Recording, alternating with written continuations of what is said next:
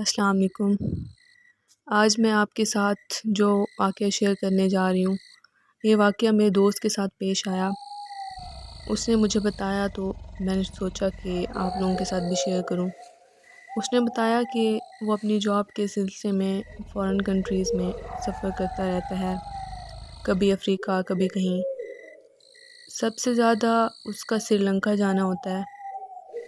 اس نے بتایا کہ سری لنکا جب وہ جاتا ہے تو کسی ایک ہوٹل میں رکنا ہوتا ہے جس میں وہ پچھلے 10 سال سے رک رہا ہے۔ اس نے بتایا کہ ان کا سارا دن تو ویسے بھی کام میں گزرتا ہے، تو بس رات کو ہی ہوٹل میں سونے جاتے ہیں، کیونکہ اتنا عرصہ ہو چکا ہوتا ہے کہ وہ اس ہوٹل میں رہ رہے ہوتے ہیں، تو اس لیے ہوٹل کے لوگوں سے ان کی اچھی جان پہچان ہو چکی ہوتی ہے۔ اور دوسرا کہ وہ مسلم ہوٹل تھا تو اس لیے اس کے کافی فوائد بھی ہوتے ہیں۔ واقعہ کچھ یوں ہے کہ اس نے بتایا کہ ایک مرتبہ وہ کام سے فری ہو کے ہوٹل سونے گیا تو بہت تھکا ہوا تھا۔ لیٹتے ہی اس کو نیند آ گئی۔ پھر اچانک جو ہے اس کو دروازے پہ ایک دستک سنائی دی، تو وہ گہری نیند سے جاگ جاتا ہے۔ گھڑی کی طرف دیکھتا ہے تو 3 بج رہے ہوتے ہیں۔ اس کو لگتا ہے کہ اس کا وہم تھا، مگر دوبارہ دستک ہوتی ہے۔ اس نے بتایا کہ جب دروازہ کھول کے دیکھتا ہے تو 2 عورتیں کوریڈور میں صفائی کر رہی ہوتی ہیں۔ انہوں نے ہوٹل کی یونیفارم پہنی ہوئی ہے۔ میں ان سے پوچھتا ہوں کہ کیا کام ہے، تو وہ جواب نہیں دیتی، بس صفائی کر رہی ہوتی ہیں۔ اور سب سے جو انٹرسٹنگ بات ہے، وہ دونوں ہم شکل ہوتی ہیں۔ وہ کہتا ہے مجھے اتنی نیند آ رہی ہوتی ہے کہ میں دروازہ بند کر کے دوبارہ سو جاتا ہوں۔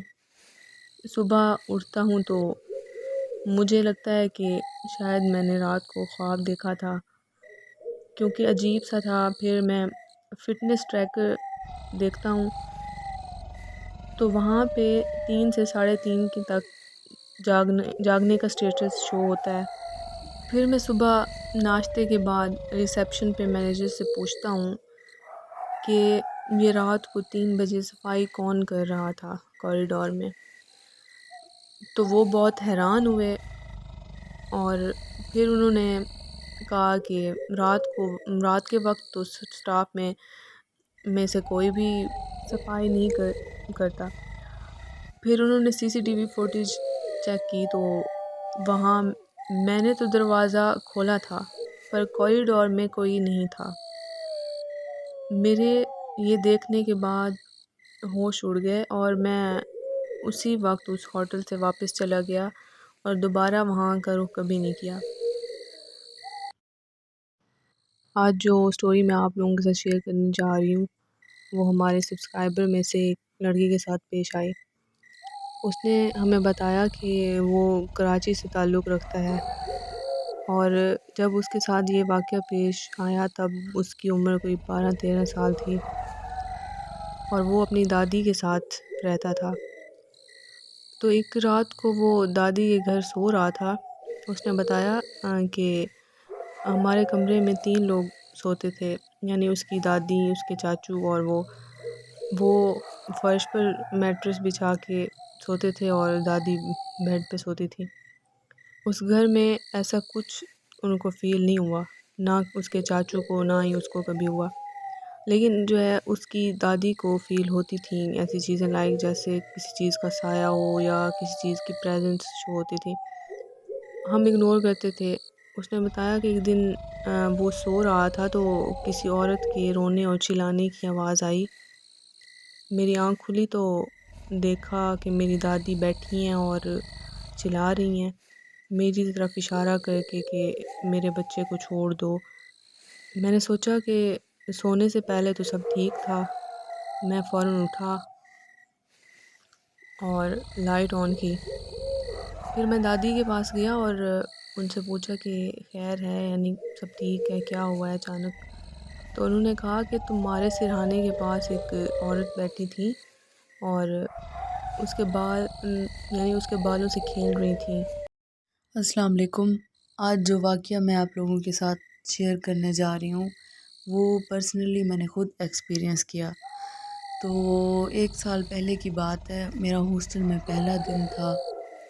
میری روم میٹ جو تھی اس کا نام مہوش تھا اور وہ کافی اچھی لڑکی تھی۔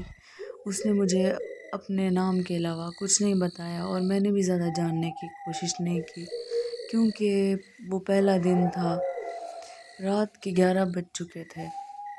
مہوش ہیڈ فونس پر شاید انگلش سانگ سن رہی تھی کیونکہ وہ بار بار گنگنا رہی تھی، تو اس لیے مجھے لگا میری زندگی میں ہاسٹل کا نیا ایکسپیرینس تھا، اس لیے مجھ پر ڈر اور بے چینی کی کیفیت طاری تھی۔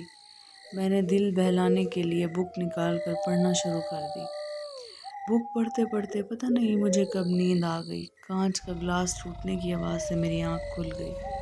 میں نے مہوش کو دیکھا تو وہ سو چکی تھی۔ میں نے اپنا وہم سمجھ کر واپسی سو گئی۔ کچھ 5 منٹ کے بعد ایک اور گلاس ٹوٹنے کی آواز آئی۔ میں گھبرا کر پھر اٹھی۔ مہوش نے دوسری طرف کروٹ لی ہوئی تھی۔ مجھے اس کا چہرہ نہیں نظر آ رہا تھا۔ میں سمجھ گئی تھی کہ شاید وہ مجھے ڈرانے کے لیے یہ سب کر رہی ہے۔ میں نے اسے اپنے بیڈ پر لیٹے لیٹے ہی آواز دی کہ مہوش مجھے پتہ ہے تم یہ سب ڈرانے کے لیے کر رہی ہو، لیکن اس نے کوئی جواب نہیں دیا اور وہ سوئی رہی۔ مجھے اس بات کا اندازہ تھا کہ ہاسٹل میں میرے ساتھ یہ سب ہوگا کیونکہ اکثر میری دوستوں کے ساتھ بھی ہاسٹلز میں ایسے مذاق ہوتے رہتے ہیں۔ میں نے سوچا کہ میں جان بوجھ کر آنکھیں بند کر لیتی ہوں اور اب جیسے ہی گلاس ٹوٹنے کی آواز آئے گی میں مہوش کو رنگے ہاتھوں پکڑ لوں گی۔ 10 منٹ بعد پھر آواز آئی تو میں نے ڈائریکٹ آنکھ کھول لی اور مہوش کو دیکھا تو وہ اسی طرح سوئی ہوئی تھی۔ میں سمجھ گئی کہ یہ مہوش نہیں کوئی اور معاملہ ہے۔ میں ہمت کر کے کھڑی ہوئی اور کمرے میں ٹوٹے ہوئے گلاسز ڈھونڈنے لگی، لیکن مجھے ایک گلاس بھی نہیں ملا۔ میری خوف اور پریشانی اور بڑھتی جا رہی تھی۔ میں گلاس ڈھونڈتے ڈھونڈتے جیسے ہی کمرے میں موجود آئینے کے قریب پہنچی تو ایک اور گلاس ٹوٹنے کی آواز آئی۔ میں ڈر گئی۔ کچھ وقفے سے آئینے کے اندر سے گلاسز ٹوٹنے کی آوازیں آتی رہیں۔ میرا خوف کی وجہ سے رنگ سفید پڑ چکا تھا۔ اگر تھوڑی دیر اور آوازیں آتیں تو شاید میرا دل پھٹ جاتا۔ میں نے فوراً مہوش کو اٹھایا۔ وہ اٹھی اور ہم پریشانی کے عالم میں ٹھہرے ہوئے تھے تو دروازہ بجنے کی آواز آئی ہمیں۔ ہم جیسے ہی دروازہ کھولنے کے لیے گئے تو دروازے پر کوئی نہیں تھا، تو ہم ذرا آگے ہو کر ہم نے کوریڈور میں ادھر ادھر نظر ڈالی تو ہمیں 2 چھوٹے چھوٹے بچے کھیلتے ہوئے دکھائی دیے۔ ہم دیکھ کر حیران ہوئے کہ رات کے اس پہر یہ کون ہوں گے آخر، مطلب اس وقت چھوٹے بچے کہاں سے آئیں گے ہاسٹل میں جو کھیل رہے ہیں۔ تو ان میں سے ایک بچے نے ہماری طرف دیکھا۔ اس کی آنکھیں بالکل سفید تھیں اور اس کا کلر بہت وائٹ تھا اور وہ یعنی عام کوئی بچہ نہیں لگ رہا تھا۔ یہ دیکھ کر میری روم میٹ اور میں بہت ڈر گئے اور ہم نے جلدی روم میں آ کے دروازہ لاک کر لیا اور اس کے بعد ہمیں پوری رات نیند نہیں آئی۔ ہم یہی سوچتے رہے کہ آخر یہ کیا معاملہ ہے، اور اسی طرح ہمیں باہر سے آوازیں آتی رہیں، کانچ ٹوٹنے کی، کبھی بچوں کے ہنسنے کی۔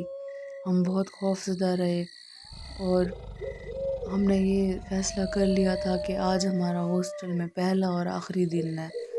اس کے بعد ہم نے اگلے دن پیکنگ کی اور ہم اپنے گھر کی طرف واپس چلے گئے اور ہم نے گھر والوں سے بول کر ہاسٹل چینج کر لیا۔